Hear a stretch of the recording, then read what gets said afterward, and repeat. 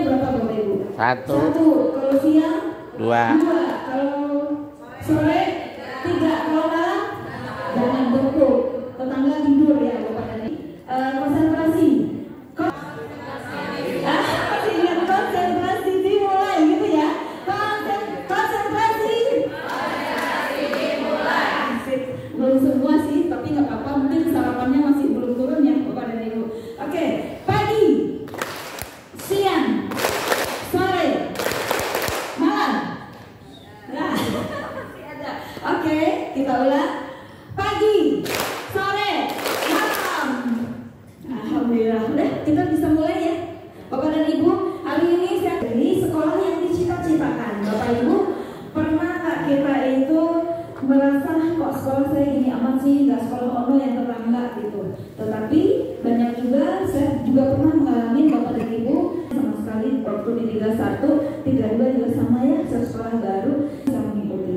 Nah, dari kegiatan ini tujuannya nanti materi ini Bapak dan Ibu di akhir kita akan memahami visi tentang sekolah yang kita mungkin lebih lama di sekolah dibandingkan di rumah ya. Kalau di rumah paling banyaknya tidur ya Bapak dan Ibu.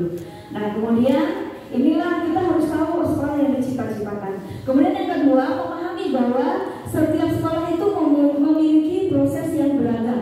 Tidak akan pernah sama satu sekolah dengan sekolah yang lainnya untuk menyediakan sekolah yang dicita-citakan. Kemudian yang ketiga, mampu mengidentifikasi tujuan yang diperlukan oleh sekolah. Ini Bapak dan Ibu kegiatan kita di materi yang pertama. Nah sebelumnya Bapak dan Ibu, next, kita akan perkenalan sudah persiapan belajar ya. Kita menggunakan handphone kalau diperlukan ya Bapak dan Ibu. Kemudian tidak meninggalkan, jangan ditinggalkan kami ya Bapak dan Ibu. Lanjut, next. Nah ini ada Silindo, sekolah yang Silindo ya, sekolah yang dicita-citakan. Maka Ibu di scan barcode-nya dan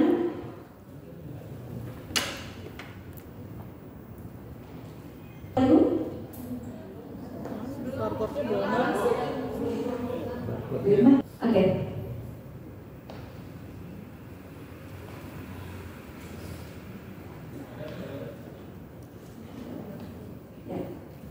Semua ikut ya Bapak dan Ibu ya. Hari ini kita nggak yang formal banget ya, santai aja. Tetapi kita dapatkan materinya. Udah? Dibacanya? Bagaimana ciri sekolah yang dicita-citakan? Bagaimana menurut Bapak dan Ibu pengetahuan awal ini ya. Jadi kalau kita mengajar pun sama ya Bapak Ibu ya. Pak, dari berbagai cerita yang belum. Sekarang Bapak dan Ibu sebelum kita lanjut lagi pertanyaannya mungkin gini. Pernah nggak kita membayangkan bagaimana dulu waktu kita sekolah ingin Karena gurunya asik. Sekolahnya nyaman, teman-temannya juga saling bantu-bantu. tidak ada bullying, saling bantu-membantu. Karena fasilitasnya, karena kewajiban.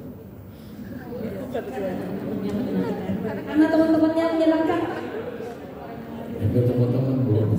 Karena biasanya karena teman-teman takut sama orang tua. Takut sama orang tua, disuruh orang tua kalau nggak sekolah dicabut ya Bu. Bapak dan Ibu ada nggak? Kalau saya sih pribadi didapat uang jajan. Ada nggak? Ada ya. Nah itu adalah cerminan anak-anak sekarang pun rasanya nggak jauh beda ya. Nah sekarang kalau nggak mau ke sekolah, ada nggak anak yang malas ke sekolah? Kira-kira kenapa? Biasanya gurunya ada mata pelajaran yang dari disukai dan gurunya menyebalkan. Temennya ngebully.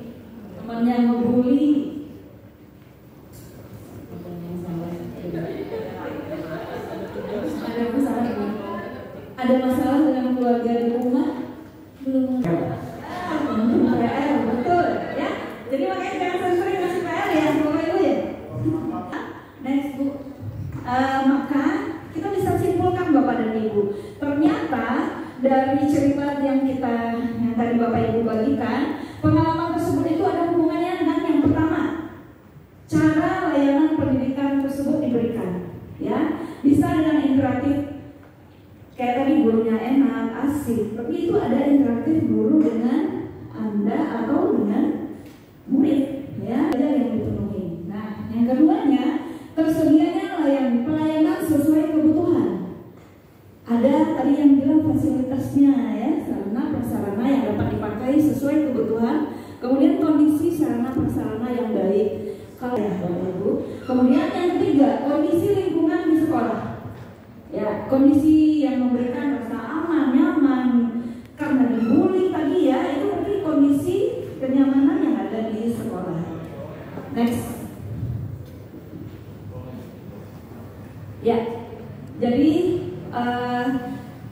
ada 4 sebetulnya ciri utama dari sekolah yang berkualitas yang dicita-citakan. Harusnya kita, kalau kami kemarin itu 4 hari baru ketemu, berapa hari ini baru 4 jam baru ketemu yang ini ya. Tapi kalau sekarang langsung kita sampaikan. Jadi dipres banget, jadi intinya yang diberikan 4 hari dipres menjadi setengah hari ya. Nah, 1 pembelajaran yang berpusat kepada murid. Kemudian yang kedua, pendidik reflektif ya, gemar belajar, berbagi dan berkolaborasi ya.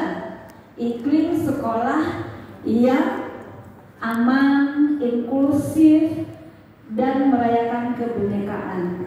Yang keempat, kepemimpinan ya, artinya kepala sekolah ya, untuk selalu memberikan perbaikan layanan yang berkelanjutan. Nah, yang kita cita-citakan.